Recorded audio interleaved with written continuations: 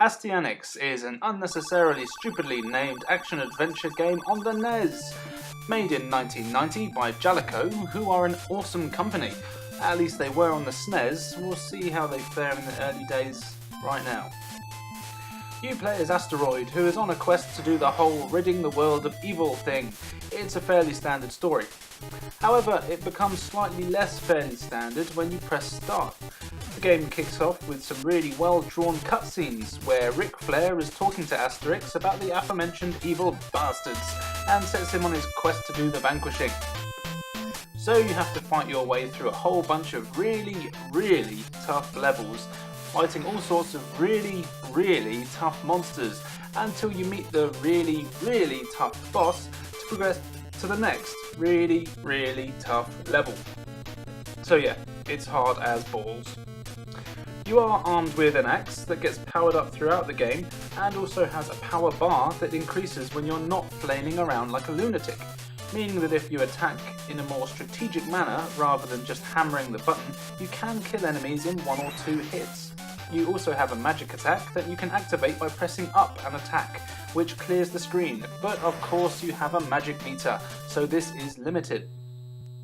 Graphically, the game is very good, with huge characters that, although are large, don't actually clutter the screen, and the bosses look awesome, as do the levels, which have a huge variety.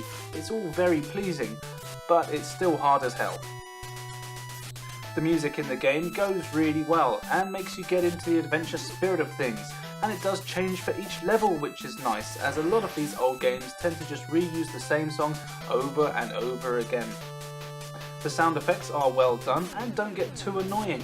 The weapon swish is actually surprisingly satisfying, but the game is still hard as hell though. I should probably mention that this game isn't easy. Even beating the first level is a real challenge.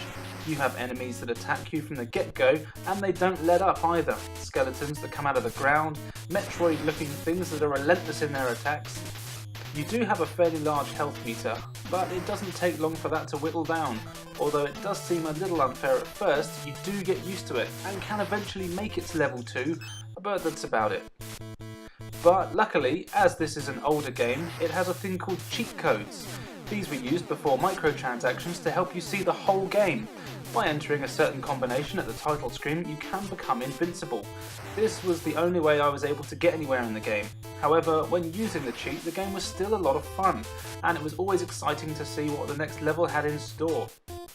So the big question is this a game to recommend adding to your collection? Well, that is a tough one. The game is good, but not great. And although hard games don't have to mean bad games, this one can get frustrating as there is no password or save feature. Lose your lives and you're back to the start, but it is beatable with cheats. So I'd say if you can find it cheap, it's worth it, but you don't need to go out of your way to get this one. Sorry, Azerbaijan.